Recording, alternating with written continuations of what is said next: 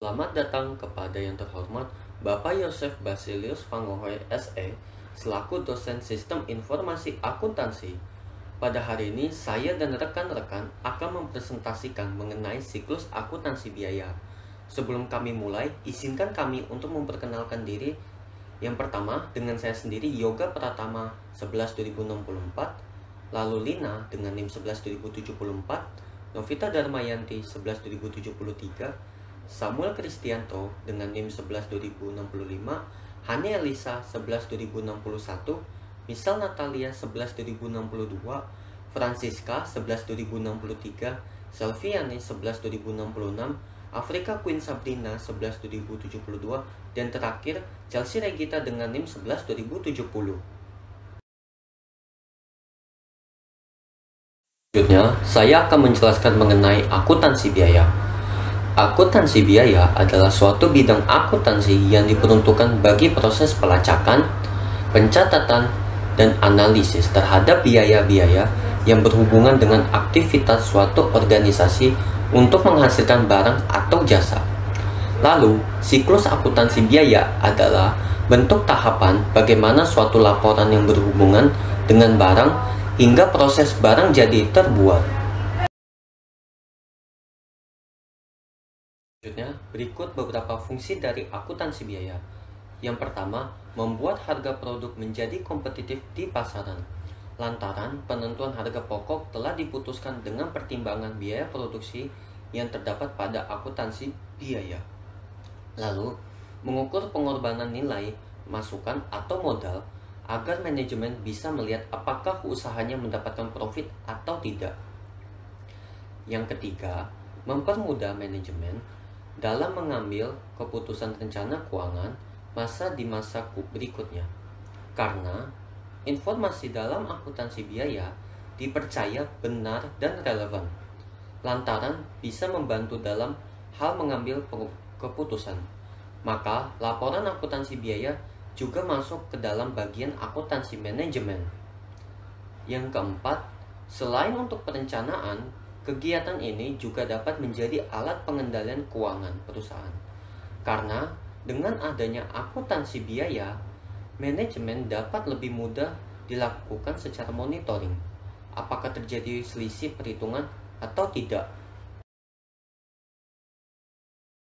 Lalu kita akan masuk ke dalam flowchart yang dimana terdapat 4 divisi, yaitu gudang, pengawas produksi, akuntansi biaya, dan pabrik. Lalu, proses akan dimulai dari divisi gudang, yang dimana akan dibuatnya laporan order gudang untuk memenuhi stok yang telah kurang. Dari laporan tersebut akan dikirimkan kepada pengawas untuk melihat bahan-bahan yang harus dipenuhi. Setelah itu, pengawas produksi akan mempersiapkan jadwal produksi untuk pemulaian pembuatan produk atau produksi. Setelah itu, laporan perintah produksi akan terbagi menjadi 3 salinan. Salinan yang pertama akan diberikan kepada divisi akuntansi biaya, yang kedua akan diberikan kepada divisi pabrik, dan yang terakhir akan disimpan oleh diri sendiri, yaitu pengawas produksi. Setelah dokumen diterima di divisi pabrik, akan mulai untuk membuat bukti permintaan bahan, dan laporan tersebut akan dikirimkan kepada divisi gudang. Lalu setelah bahan diterima, dimulailah pembuatan produk dengan proses membuat tiket kerja dengan tujuan pembagian tugas dalam pembuatan produk. Lalu dokumen tiket kerja juga akan diberikan kepada divisi akuntansi biaya sebagai bukti pengerjaan produksi sekaligus sebagai laporan biaya yang telah terjadi. Lalu setelah produk telah jadi akan diberikan kepada divisi akuntansi biaya sebagai bahan untuk laporan. Setelah laporan perintah produksi diterima, divisi akuntansi biaya akan menyiapkan catatan biaya sekaligus dokumennya yang juga akan diberikan numerik. Setelah itu, laporan bukti permintaan bahan diterima dari pihak gudang sebagai bukti biaya yang digunakan untuk bahan dan tiket kerja sebagai bukti biaya yang keluar terhadap karyawan yang bekerja. Lalu dari kedua laporan tersebut akan digunakan untuk mencatat biaya produksi sehingga tercipta catatan biaya. Lalu divisi akuntansi biaya akan menerima perintah.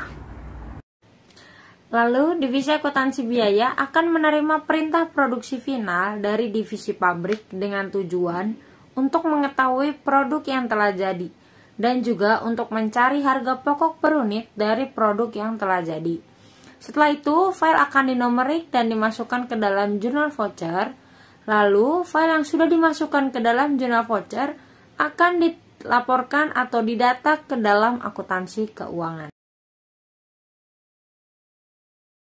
Ancaman 1. Transaksi tidak diotorisasi. Kegiatan yang tidak diotorisasi akan berakibat pada pasokan barang yang terlalu berlebih untuk kebutuhan jangka pendek. Oleh karena itu menciptakan persoalan potensi arus kas karena sumber daya perusahaan terikat dalam persediaan. Produksi yang terlalu banyak juga menaikkan risiko barang yang dimiliki menjadi usang, baik usang secara fisik maupun usang secara teknologi. Biaya yang berhubungan dengan penyimpanan dan penanganan persediaan naik sehingga mengurangi persediaan perusahaan. Persoalan ini dapat memiliki pengaruh negatif terhadap keuangan perusahaan. Otorisasi dan persetujuan order produksi yang tepat juga merupakan prosedur pengendali yang dapat diterapkan untuk mencegah kelebihan produksi. Salah satu caranya adalah membatasi akses ke program penjualan produksi dengan menggunakan password dan matriks pengendali akses ataupun akses control matrix. Selain itu, perlu juga penjaminan terhadap kebenaran order produksi yang dikeluarkan. Untuk mencegah kondisi ini, dapat dilakukan pengkajian, proses persetujuan, dan pendokumentasian pembelian aktiva tetap. Ancaman yang kedua adalah ancaman pencurian dan kerusakan persediaan atau aktiva tetap. Dalam ancaman ini terdapat akibat jika ancaman ini benar-benar terjadi. Akibat yang dapat muncul ialah kehilangan aktiva, dan yang kedua, catatan persediaan yang terlalu besar. Lalu, dari ancaman ini tentu terdapat prosedur pengawasan yang dapat dilakukan oleh perusahaan. Di antaranya, yang pertama, pembatasan akses fisik. Yang kedua, melakukan pencatatan terhadap seluruh transfer internal persediaan. Yang ketiga, pemisahan tugas yang tepat dan benar.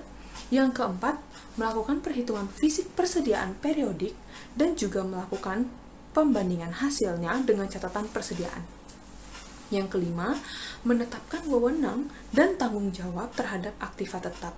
Yang keenam, melakukan persetujuan dan melakukan dokumentasi yang tepat untuk aktiva tetap.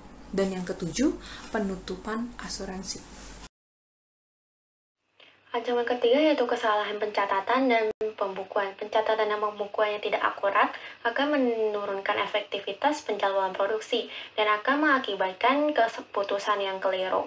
Untuk itu diperlukannya prosedur terbaik untuk menjamin data tetap akurat, yaitu dengan mengotomasi pengumpulan data menggunakan mesin kode bar ataupun yang sejenisnya, serta memasukkan data menggunakan terminal online dan juga menggunakan password dan identifikasi pemakai.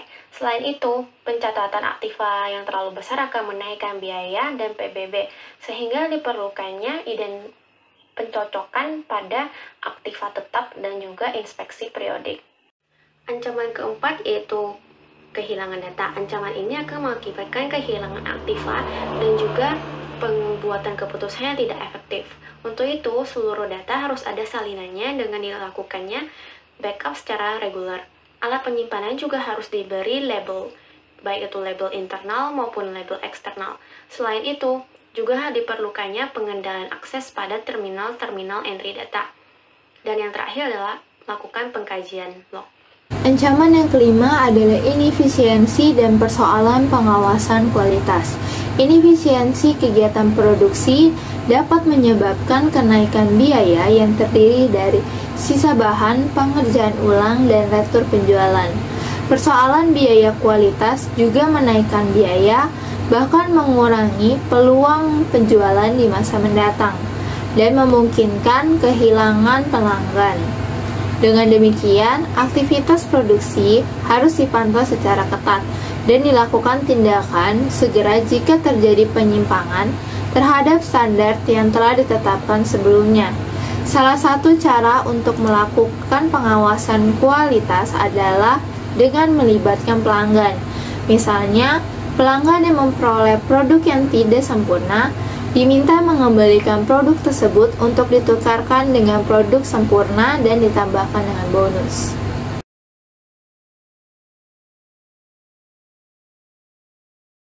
Setelah mendengar pembahasan dan penjelasan dari flowchart maupun ancaman dan prosedur dari siklus akuntansi biaya, adapun kelemahan dari siklus akuntansi biaya ini.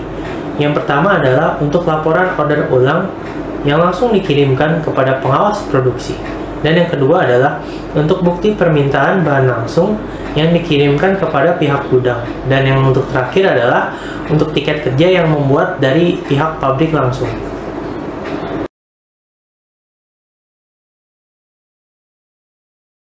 Solusinya, laporan order ulang langsung harus diverifikasi atas sesuai dengan kondisi gudang oleh pengawas produksi. Kemudian, bukti permintaan bahan langsung juga harus disetujui dari pihak pengawas produksi. Lalu, untuk tiket kerja juga harus dicatat oleh pihak pengawas sesuai dengan pengawasan mandor. Sekian presentasi dari kelompok kami. Mohon maaf bila ada kesalahan kata. Terima kasih atas perhatiannya.